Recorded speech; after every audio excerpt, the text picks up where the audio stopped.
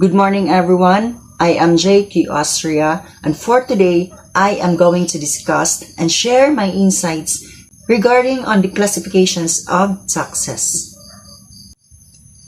They say only two things are certain in life, death and taxes. Quite ironically, we won't live if we don't pay our taxes because it is just part of the society's function. But how much do you know about taxes? Learning each one by heart may be a lifetime, but for basic knowledge on different types or classifications of taxes, here's a cheat sheet for you. So let's start with the subject matter or object. Let's talk about personal pool or capitations. So according to the definition, it is a fixed amount imposed on individuals situated within a territory. So what does it mean? So this kind of tax was essentially a lay subsidy or a tax on the movable property on most population upon all persons on a certain class, residents within a specific territory without regards to their property or occupations. So the example is the CTC or what we call Community Tax Certificate. So what is the Community Tax Certificate? So Community Tax Certificate or CTC was popularly known as the Residence Certificate. So is usually used for documentations purposes. It requires to be presented every time an individual acknowledges any documents before a notary public takes oath to an office upon elections or appointment to any positions in the government services, receives any license, certificates, or permit from any public authority. It pays also any tax or fees, receives any amount from any public fund, transact other official businesses, or receive money from public fund. So, every resident of legal age of the municipality is required to secure this certificate yearly. So the basic community tax fee is 5 pesos. So if a person is working, an additional 1 peso for every 1,000 pesos of his gross annual income is added. So this is secured during the first month of the year. If the community tax is not paid within the first quarter of the year, an interest is added to the basic fee. So income generated from these are usually added to finance local programs and projects of the municipalities. Next is the property. Property was imposed on real or personal property. Example is the real estate tax. So what is real estate tax? Real estate taxes are the same as real property taxes. They are levied on the most properties in America and paid to state and local governments. So the fund generated from real estate taxes or real property taxes are typically used to help pay for local and state services such as the education, transportation, emergency, parks, recreations, and libraries. So cities, countries, and school districts in a region each have the power to levy taxes against the properties within their boundaries. So, what are the different types of real estate property taxes? So, we have 5 examples of the real estate properties. The real property tax, the parcel tax, documentary transfer tax, property tax for charter cities, and the property-related fees. Next is the excise tax. Excise tax are taxes that are imposed on various goods, services, and activities such as taxes may be imposed on the manufacturer, retailer, or consumer depending on a specific tax. For example, the excise tax on a vehicle on a percentage of the total cost, while the excise tax on tobacco and gasoline is a fixed amount. So, what is the purpose of the excise tax? So, excise taxes can be used to price and externally or discourage consumptions of a product that imposes cost on others, meaning they can also be employed as a user fee to generate revenue from people who use particular government services. So, revenue which should be used to maintain the government services. Who will pay the excise taxes?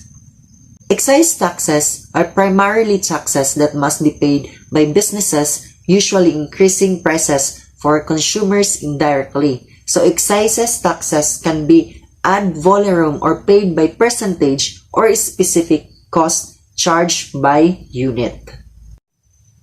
As to the purpose of collecting taxes, why does the government need to collect, or why does the government need to raise their revenues?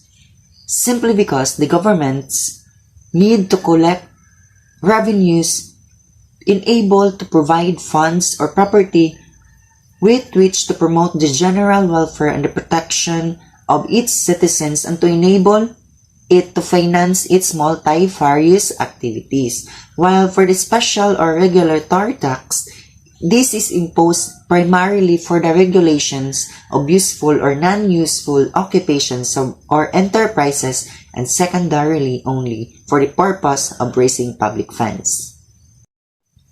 Next is as to who bears the burden.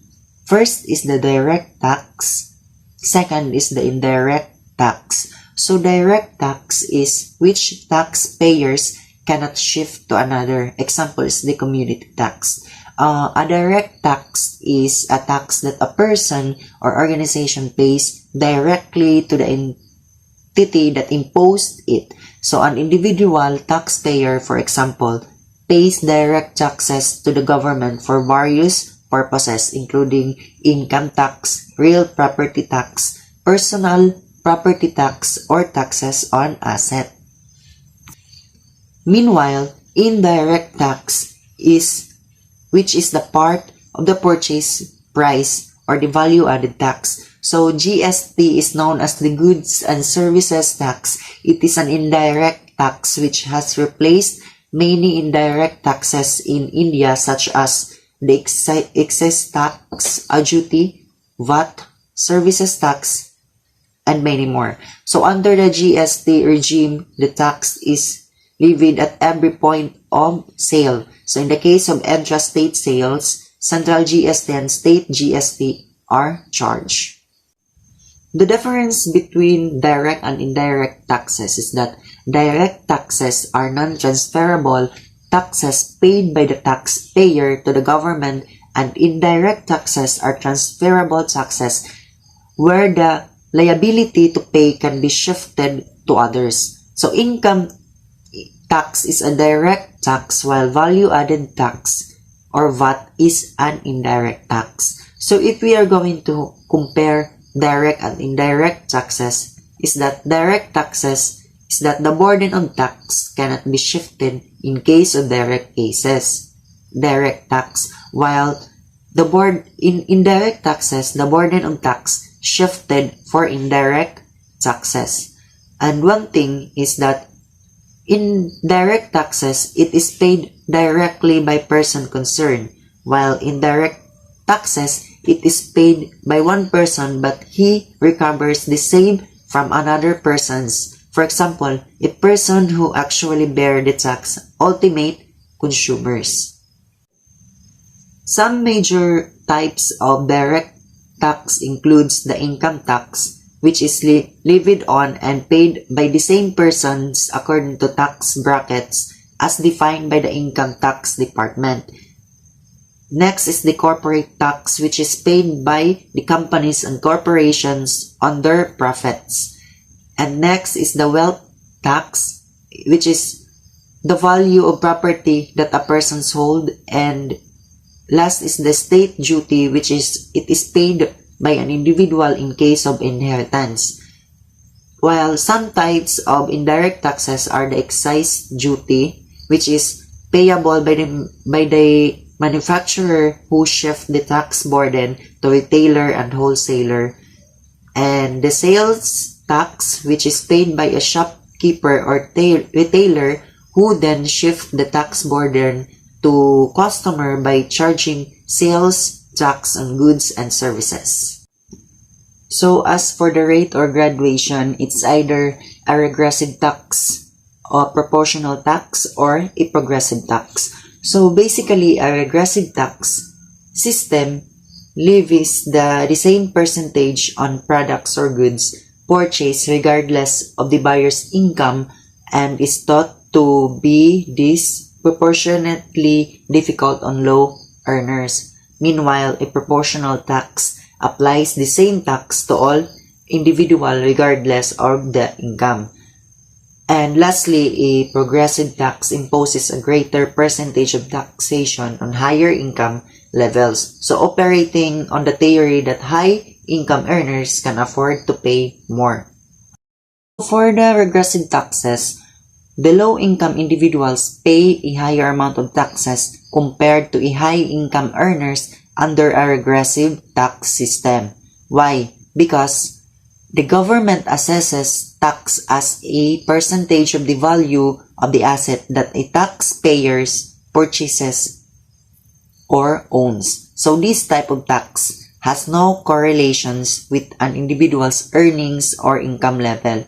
So regressive taxes includes property taxes, sale taxes on goods, and excise taxes on consumables such as gasoline or airfare. So excise taxes are fixed and they are not included in the price of the product or services. So that's all for today. Thank you for listening. I hope you learned something from my discussion. Thank you.